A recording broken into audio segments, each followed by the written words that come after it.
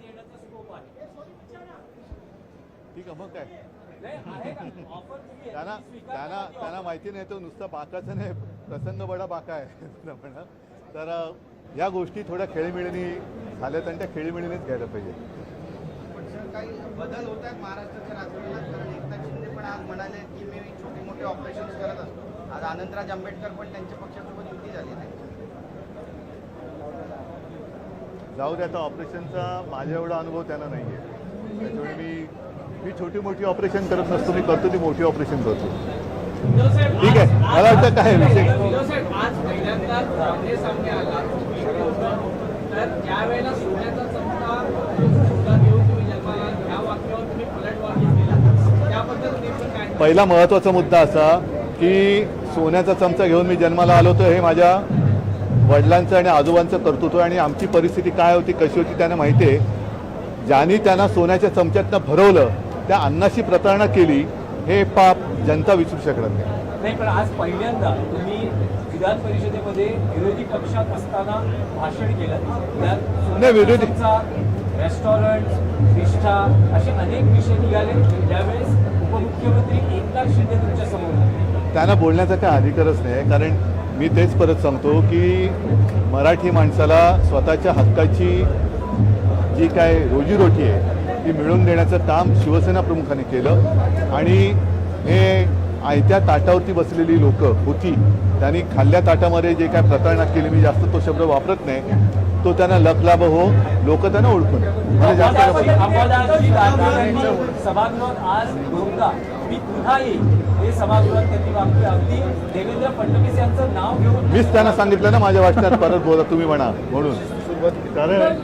कारण ही कोणाची एकाची मक्तेदारी नाही, विरोधी पक्षसुद्धा आहेत आणि त्याच्यामुळे सभागृहात येणं, जसं अनिल परब आले, त्याच्या आधी मिलिंद आला, आता मी तर बिनविरोध आलो होतो, मला वाटतं सचिन पण तसं झाले.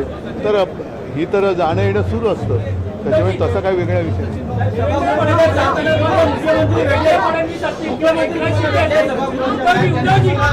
मला असं वाटतं याच्यापेक्षा सगळ्यात महत्त्वाचा विषय आज जी मी बातमी वाचली की नाशिकमध्ये आपल्या म्हणजे भाजपमध्ये यायला कोणताही अडथळा असू नये म्हणून ज्यांच्यावरती 15-20 दिवसापूर्वी आरोप केले गेले होते आणि आरोप केले म्हणून आम्ही काढलं, त्यांच्यावरचे आरोप मागे घेऊन त्यांना पक्षात प्रवेश दिला जातोय भाजपच्या.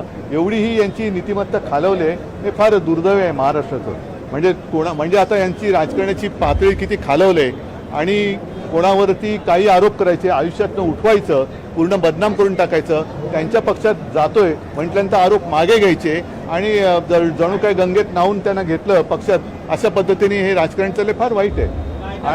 म्हणजे उद्या जर का दाऊद ह्या भाजपामध्ये गेला तर दाऊदवरचे पण देशद्रोहाचे गुन्हे मागे घ्यायला कमी पाठीपुढे बघणार नाही.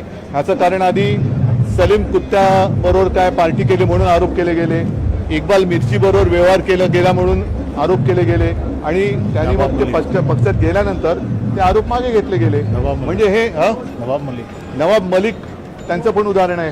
दाऊद बरोबर काय व्यवहार केला, काय केला, पण ते त्यांच्याबरोबर गेल्यानंतर हे धुतले गेले. भ्रष्टाचाराचे आरोप केले गेले, त्यांच्या पक्षात गेल्यानंतर हे धुतले गेले. म्हणजे यांना भ्रष्टाचार मुक्त महाराष्ट्र नाही करायचं आहे, तर भ्रष्टाचार आरोप मुक्त असा पक्ष करायचा आहे की जे आहे त्यांच्यावरती तुमचा आरोप आम्ही पुसून टाकतो, तुम्ही आमच्या पक्षात या. हे एवढ्या पातळीवरती राजकारण गेले, अशा वेळेला आम्ही आमने सामने आलो की हे झालं का ते झालं, ह्या गोष्टी गौण आहेत. आणि त्या तुम्ही असं म्हणतात की राजही आपल्या सोबतच आहे. ती सामनाची मुलाखत येईल तेव्हा बघा ना.